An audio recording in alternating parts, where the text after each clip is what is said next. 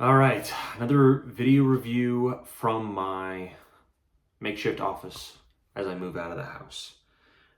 Anyways, it is July 23rd, and I just finished The Winter King by Bernard Cornwell. And it's the first book I've read by Bernard Cornwell, and it's the first of the Warlord Chronicles, maybe? That might be what it's called. It might be his other series. It's the King Arthur one, right? And it's my first Bernard Cornwell book, as I mentioned, and I come to him from recommendations coming from authors, not really from actual readers, right? I'm pretty low, leaning back. There we go. All right, so it all started kind of when I read John Gwynne, and I listened to an interview from him to see where his inspiration came from, and it was very much he heavily mentioned Bernard Cornwell like a lot in multiple interviews, and I was like, okay, he's not a fantasy writer, but he's a historical fiction writer, is as he was mentioned, but his combat, which John Gwynne does great, he attributed his combat to Cornwell. Anyways, so I bit the bullet. I was like, all right, I really want to read some solid combat, and whatever, it doesn't need to be fantasy or whatever. Read the book, and I was pretty much sucked in like the entire time. It is currently like midnight, and I have to get up in 6 hours for work. So you can imagine, usually I'm putting down books by like an hour at least or something before I'm going to bed to set things up, maybe get a page or two before I sleep. But really, I set it down. But tonight I hit like 84, 85%. Then I said, screw it, we're going right through. And so here I am now at 12, doing the review because I need to get it off my chest before I sleep, or else I'll be rolling around thinking about it. But as I mentioned, I couldn't put it down. It was a really, really, really entertaining book. So solid, and for a couple reasons. I can definitely see John Gwynn's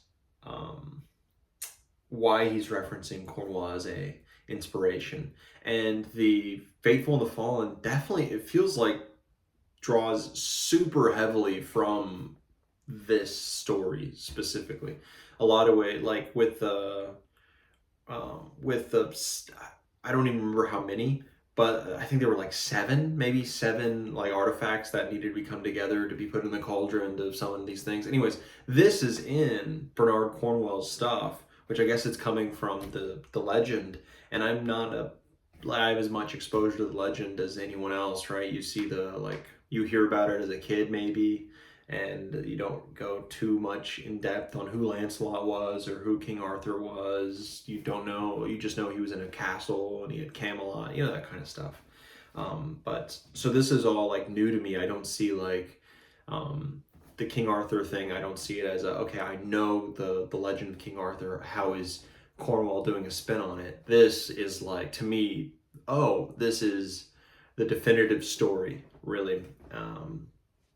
And it included the like 13, I forget, but it's artifacts, like magical artifacts of Britain that need to be found by Merlin. And it includes a cauldron, it includes a torque, it includes all these things that were kind of condensed and put into the Faithful and the Fallen. The fighting is very similar. How they fight is very, very similar. There's all this stuff, but where I had issues with John Gwynn's Faithful and the Fallen, where I mentioned in the review, where I didn't care for the lore, and it felt, I don't know if I mentioned it then, but I've realized it now, it felt hollow, where I could see the front, what you're supposed to be like, kind of medieval. They've got a warrior's code, there's a deep lore, but like this is the facade I'm looking at. And not a facade as in, oh, it's fake, obviously it is, but like the facade on what I'm seeing in the front. While Cornwell, what he does is you see the front, but you also go so deep on everything that's explained, like even like with the religion, which was super interesting, and definitely the mixes of religions there and the fighting of religion, but this like weird, strange, like Pictish religion, old British pre-Anglo-Saxon religion, pagan stuff, where even like the little details are mentioned, so you don't, and it's not, you don't feel like it's being skipped over, and there's a lot of nuance. Like when someone pees in the corner, they spit on it to I guess kill the curse that's on it. Before battle happens, there's the chanting. Every like a little detail feels like it's paid attention to, and then it's not just used as a like a flourish to put on top of the story. It is an integral part of the story, so the culture feels real.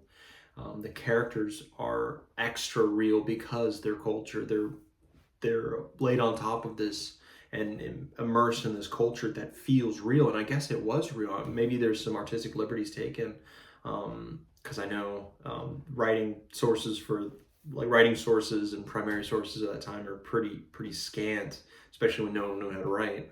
But this feels real, and it makes the story feel that much like deeper and thicker. And I really enjoyed that. You don't see that much at all. And that is something I missed with John Gwynn stuff, as mentioned, and that was a huge miss there. And I also love on this, and it was very much, my hesitation going in, where I was thinking how it's just it's historical fiction. Why would I read historical fiction?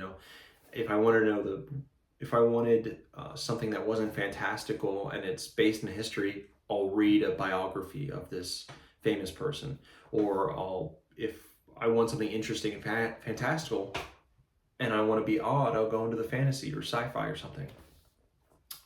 This was a perfect blend where the characters themselves were immersed in this culture, and you see through their eyes a world that is fantastical, a world that is crazy. That the hawk flying to the north, right, as you march to battle, is a good omen, because it's a hawk, and it's flying north and bringing the bad omen with it to the enemy army, right? And they're seeing every little thing like that is you are experiencing through their eyes, and it feels magical. It feels magical for sure. And I guess that's what really matters. I don't need Brandon Sanderson things flying around and feeling crazy. I need, and I never really liked that too much. It's good in bits, but it's not my type of fantasy. This, where things are fantastical, things feel old, things feel meaningful in that way. It's very nice, very nice. I'll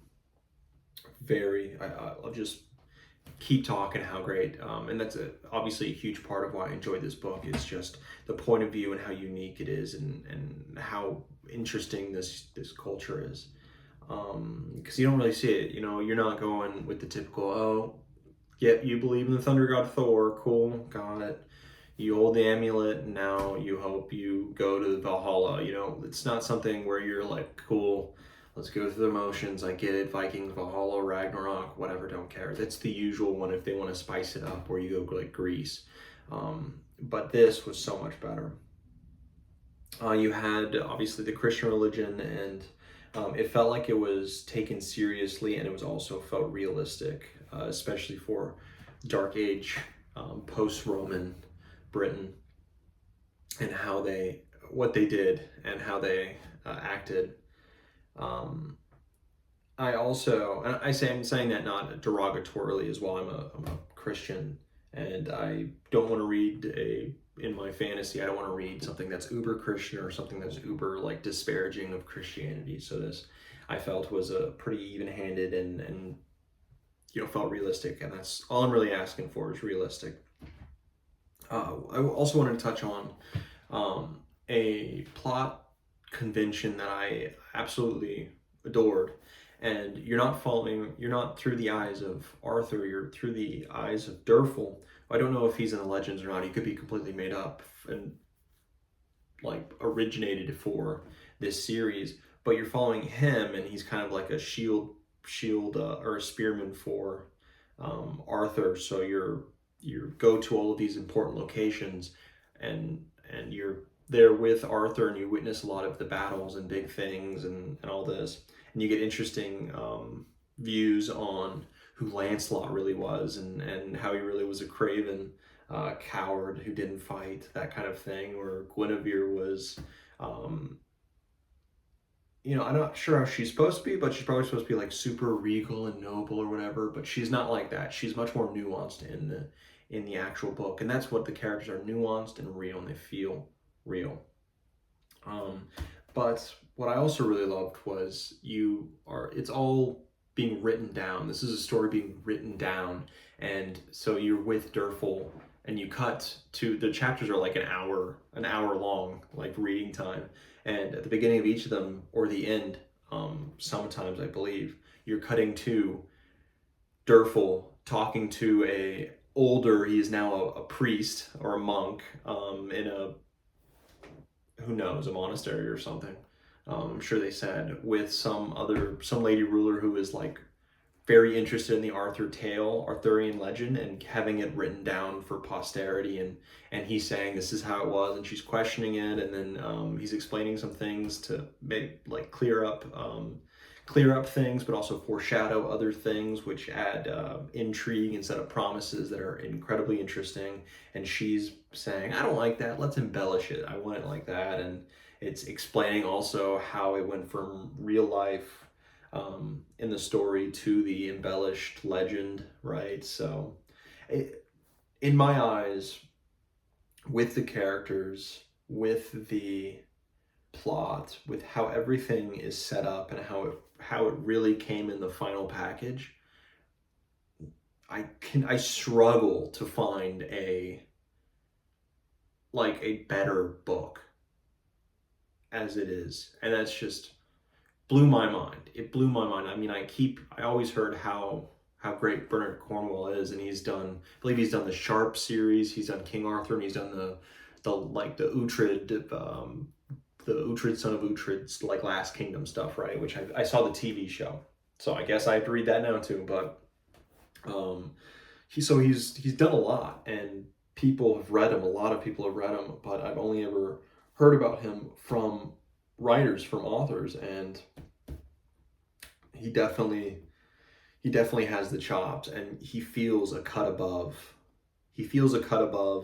everyone else in a lot of ways, like fantasy writers, for sure, because that's what I mainly read, right? So he feels like he can do everything better, and he doesn't, I believe, have a fantasy series. I might be wrong, so I don't know how he would have done that, but this definitely feels like a fantasy series done in all of the best ways, where the magic, if you can go into the series thinking it's a fantasy series and treating it that way. The fantasy is very, the magic, let's say, is very low magic. You don't understand it. It's very superstitious. You don't know. It's all talking about the gods as if this is what they will do, but you don't know, if any of that is actually happening. If you go into it with historical fiction, you go in with your own thing. Oh, that stuff doesn't actually exist. It's a cult, right? It's all that. So it's not actually working, but the power of this cult belief on the believers keeps things from happening in really cool ways, or makes them act in cool ways, That's very interesting. You can go in and have that side of the brain going. Or I believe you can go in with your mind open in a fantasy way, and you can read it in that, and you can read this book and this trilogy in that way, and I assume it'll be just as great. Absolutely love it. I don't even know where I would even fix it or do anything or have complaints. It's definitely a high 9. I don't have a score for it in my mind yet. That's still milling around. High 9s for sure. Hard to beat this book, and I will definitely read the second and third book in this series and add other books of his into my to be read. But this video is getting long in the tooth.